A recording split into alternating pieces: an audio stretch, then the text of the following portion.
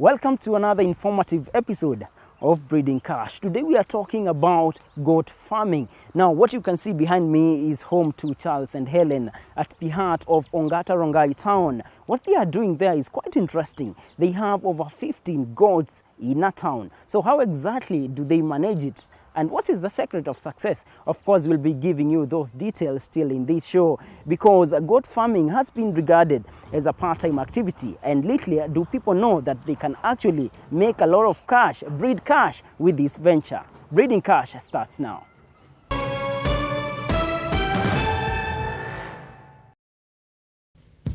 Promotion of dairy goats got a major boost in the early 1990s when farmers came together through registered groups and formed the Dairy Goats Association of Kenya for sustainability of dairy goats projects.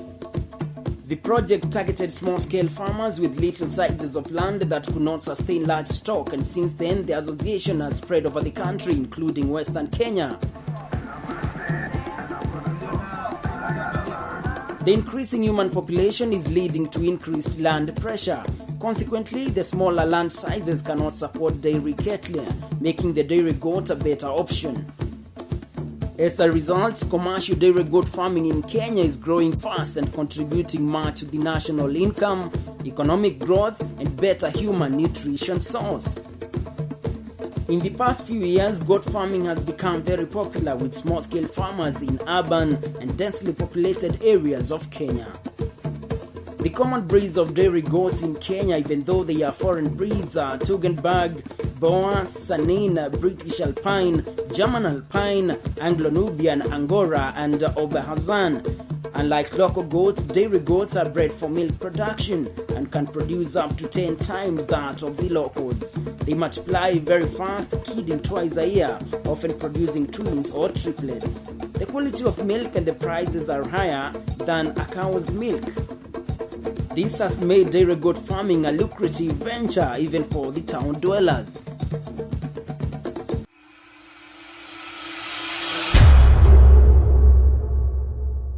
We are right at the heart of Kajiado County, specifically Ongata Rongai, and we're just about to talk to one of the farmers here who is doing goat farming in an urban setup. Thank you very much, Charles, for finding time for us and welcoming us to your home.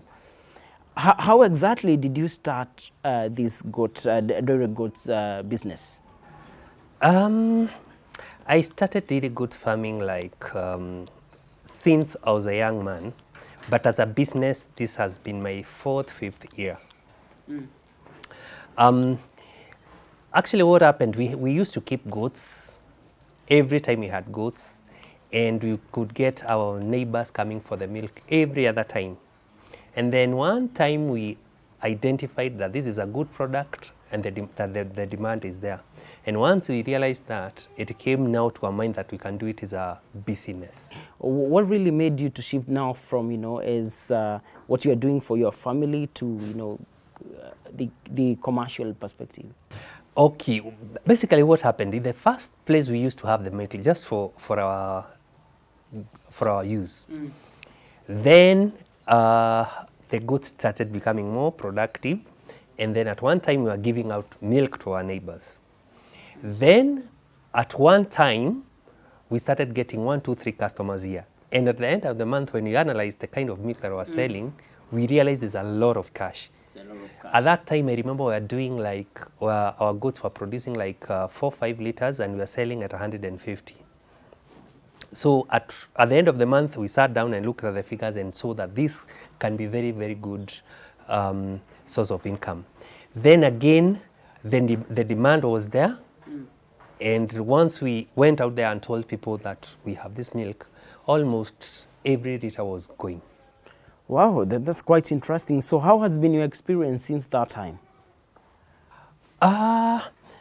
It's been a good experience to start with, because when you are in business and you are selling something that is in demand, the challenges are much more better in terms of when you don't have enough product and yet more people are asking. So it's been good. I can always tell the challenges that we get are much more positive than other areas where in business where you'd lack market for your product or something like that. What are some of the challenges that you encounter day in, day out? The challenges are there. The biggest challenge we have is that sometimes we don't have enough milk. That's the biggest challenge we have. When you get referral customers, you get customers all over coming and then you've nothing to sell, it becomes very, very humiliating in any business. That's challenge number one. Number two, sometimes you try to outsource because we have other farmers around who have milk. But even the farmers that we have sometimes do not have the kind of quality that you'd want to. So that has been a big, big challenge. Of course, like any other business, we have challenges in production. Sometimes we are not able to get the quantities that the market requires. Those have been the very major challenges. Then the other one, of course, sometimes you get that goat milk is a bit, it's not just a kawaida product. So what happens at one time, you have a client who is so far away. Sometimes you have a good client, yet the quantities required cannot be delivered to an exact position. Like for example, at one time you can get a client coming all the way from Thika. This client calls you every day, I want your milk. Yet you don't have, the quantities that he requires are not viable to deliver. And there's that someone out there who wants to start this business but doesn't know how to get started. So what are some of the things that you consider when you are starting this kind of business? One, this is animal production. Animal production is not as easy as some people think. So there are a lot of technicalities. So one needs to first understand animal husbandry from day one. You need to understand what it takes for a dairy animal to produce milk. You need to understand what it takes to feed an animal. You need to understand what it takes to maintain. Maintaining animals sometimes looks so easy because they are animals. But once you come to details, remember, this is a dairy goat. It's not just another kienyeji goat that you can free range. You need to do proper housing. You need to do proper feeding. You need to have a proper way of managing your protein because these animals require a lot of protein. They require a lot of minerals. So the kind of feed they are giving is very, very important. Unfortunately, when people come to this industry, they think a goat is a goat. Yes. Sometimes you tell people that we can sell once, like somebody will come for a goat, you tell them somebody wants a goat, and you tell them that a good pedigree goat like this will cost, a mature one will cost like 30,000. And they'll ask you, a goat? Goat for 30,000, that's quite on the high side. Kwani ni ng'ombe? You get it. But what you tell people, you need to look at the end product. How much will you make from this goat? I'll give you an example. On average, our goats do 3 liters a day, and then we sell our milk at 200 shillings per liter. That totals to 600 shillings a day. In a month, that's 18,000. How much is that in a year? It's good money. And again, with goats, the advantage is that the input is so little. A goat will consume food worth like 50 shillings, and it's giving you like 600 shillings. What's that? So it's better than ng'ombe. Actually, that's what I tell people. Yeah, if you look at it that way. Now, I see your structures are, developed in such an organized manner. And maybe you can tell us the importance of, having the structures like the way you have put them yourself. What kind of an advantage do you get from such kind of structures? Number one, the end product here is milk. Goat milk is very, very sensitive. And sometimes in the market, you'll find a lot of people saying that goat milk smells bad or something like that, like it has an odor or something. The main cause of this is hygiene. Dairy goats need very, very, very serious hygiene. So number one, when you're doing the housing, you have to make sure that the houses are clean. And for it to be clean, you have to raise it up. That's number one. So for your goats to perform perfectly, you have to have very nice and organized structures. So why we make it like that is to make sure that the droppings will go down and the goat will be left up there. Number two, goats are very sensitive to cold floors or something like that. So if you let your goat sleep on concrete floor, they'll start getting respiratory diseases. especially pneumonia. Goats suffer a lot from pneumonia. Pneumonia is one of the is one of the biggest diseases in goats. And then generally number 3, cleanliness is good. Like now I'm holding a kid here. It's nice. It's the general height. All diseases in goats are related to poor hygiene. I'll give you an example. Goats suffer from mastitis. Mastitis, yes. Mastitis is caused by bacteria. So if a goat is sleeping on a floor that is dirty, that has houseflies, that has urine, it is more likely to get mastitis. You are right, in town, this is Ongata Rongai. So how have you managed, regardless that you are in the center of a town, you are keeping all these? What are some of the secrets of success? The secret is simple. Goats are easy to keep. They are nice, humble animals. For urban farming, all you need to do is some very little space to accommodate the animals. Then, of course, you know where to get your feed. Remember, feed is easier to transport than milk. So our success is simple. We get the feed out there, bring it in here, feed the goats, and the goats will do the rest of the work. So our core principle is that we are nearer to the market. We actually process the milk in the marketplace, other than others who will do the who will do the processing of the milk out there and transport the milk on daily basis. Remember, milk is a perishable product. Yes. It needs to be consumed very fast. So once you're near the market, it's much easier for your product to go very fast and to fetch some very nice prices. I don't know whether this is the ideal goat farming that you really like to have, or what is the vision that you have when it comes to keeping dairy goats? In my mind, I'm an urban farmer. I want to be urban. So what I want to do, or the vision that I have, is to have a bigger farm, a bigger urban farm, and of course now to go to the processing and packaging level. And there is that person who wants to set up, but now maybe he is a bit pessimistic about the entire goat keeping business. What's your final word to that farmer? It's simple. This is not a common product. A lot of people in agribusiness would want to do a product that people will just come at their doorstep and buy. This is a product that you'll have to do, and do one more step. You have to market. But the most fortunate about marketing goat's milk is that you're marketing something that is already in demand. It's only that since it's not an everyday product, the link is not there. But once you stand out and shout that you have goat's milk, people will come, and they'll come with referrals. That's a beauty. How do you get in touch with your clients? Do you have a number, or do you have a website? How exactly do you go about it? Right now, we distribute milk in Nairobi. We distribute to individuals in Nairobi. Right now, we don't have a specific brand that you can walk in a store and get. So basically, what happens? People will get through we have a Facebook page, and we have our contacts. Once you call, we'll put you in a program, and we'll get a way of getting the milk to you. Thank you very much, Charles, for that insight, and indeed the challenge to the farmers to also keep goats. Now, we've been speaking to Charles, a farmer, an entrepreneur as well, and the message is very clear. Take it as a challenge and embrace it, and keep goats, and thereafter you'll see some of the benefits that comes with this kind of urban farming. Now, we are going to take a short break, but Breeding Cash continues right after this short break.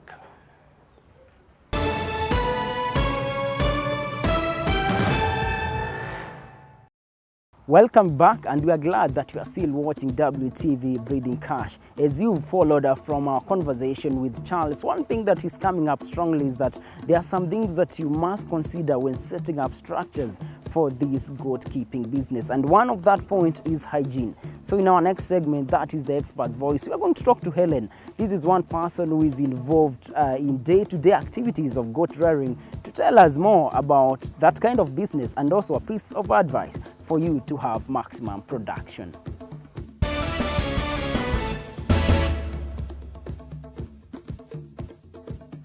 Dairy goat farming is an important enterprise, especially for farmers with small parcels of land. Many farmers have also embraced the practice due to the much more benefits goat milk has as compared to the cow's milk. It is second to mother's milk. And if it can be fed to anything. Like if it's second to mother's milk, it means it can be fed to a young kid, a young child. For the breeders of the dogs, they use it for breeding dogs because it's second to the mother's milk. And then it builds immunity such that it is very good for people suffering from cancer, HIV. Then it is also good for people with allergies like asthma. Like for me to start the project, I had a charge of asthma. My child had asthma and I had to get milk, and since it was not in the shops, I had to buy a goat, and that is how I started. And it's very good for asthmatic people. Number two, those people with the problem of arthritis, it's also very good for those people. Number two, it also doesn't have cholesterol. So like if you have so much weight and you're fighting with cholesterol, is the best to take. When it comes to feeding, dairy goats need more and more green foods for producing maximum amount of milk daily. In the case of Napier grass, chop the grass into approximately 3 centimeters long pieces. Include energy supplements such as molasses and milling products such as pollard or bran. For protein supplements, include caliandra leaves or cottonseed cake. The issue of feeding is one of the greatest challenges that many farmers struggle with. I buy all the feeds. I have to go back to the pocket to get the feeds. At times I have to travel up country to get the feeds. And at times when the weather is not very good, especially the dry weather, the feeds becomes expensive. So that means the income becomes low. Yeah, so if I have an alternative farm just next here where I can grow my own feeds, then the profit will be 100%. There are many goat breeds which are suitable for farming according to the weather and climate of Kenya. This is a key point to consider before venturing into dairy goats farming. Yeah, we have different types of breeds, but here we have the Alpines, we have Germany Alpines, we have British Alpine, and we have French Alpine. Then there is Toggenburg. Toggenburg, it has its challenges. And most of the times it doesn't do very well in cold places, but Alpine can survive anywhere in Kenya. We also have Sanin. Sanin is also a good breeder. It's also in production, it's relatively higher than the Alpines. And we also have Agronubian. But basically here we have the Alpines because they are almost next to Kenyanji goat, but it is better in production. And then the advantage with the Alpines, it can survive anywhere, it can eat anything. Like the Alpines, German Alpines, most of time they are brown. They are brown in color. And then, but they have lines on their face. At times they can have horns. At times they don't have the horns. Then the British Alpine, they are black. They are basically from British. They are black in color. At times they can have white belly. And then they can have something we call socks. The legs have some whitish. We call them socks, just like the Frisians. Then the French Alpine, it is flowered. Yeah, it has some flowered, and then but it has the way the colors are divided. This sign is the same as this one. If it is divided at the berry, it means it goes round. Yes. And then there are some that has mandevu. Yes, you'd think it's a he goat, but actually it's a she goat, but it has the mandevu. Timely vaccination is a must for keeping your goats free from all types of diseases. It also helps to keep your goats free from highly contagious diseases like PPR, goat pneumonia, and tetanus. Vaccinate the does 2 to 3 weeks before kidding to prevent pulpy kidney and tetanus, while the kids at their 5 to 6 months of age. For preventing scabby mouth disease, vaccinate the goats at their 2 months of age. It's no doubt that dairy goat farming is a good pathway out of poverty for smallholders in Kenya. It is therefore upon farmers to embrace the idea and realize that it can be a good source of revenue besides meeting their family needs. If you do it properly, one goat in a year, it can give you 180,000 per year. And I want to encourage those women who are out there. There are those who feel they are like they don't have a job, they have nothing to do. You feel like now, you feel like you are nothing. You are worthless because you don't have an income that is coming. Goat is one thing that you can put and give you a lot of income than even that person who is in the office. Personally, I've worked for 11 years, but the income that I get today is not compared to what I used to earn. So I would encourage those people out there, women, even those boys and girls who are in school, you can have a goat with your mom and tell mom, this is mine, yeah? But you will be sharing the income, yeah. Well, I hope you've learned something from today's show. As you can see now, it's time to feed the young ones. And you can always send us feedback. Our Twitter handle is WTVKE and our Facebook page is WTV Kenya. See you next time. Still doing the same thing, breeding cash.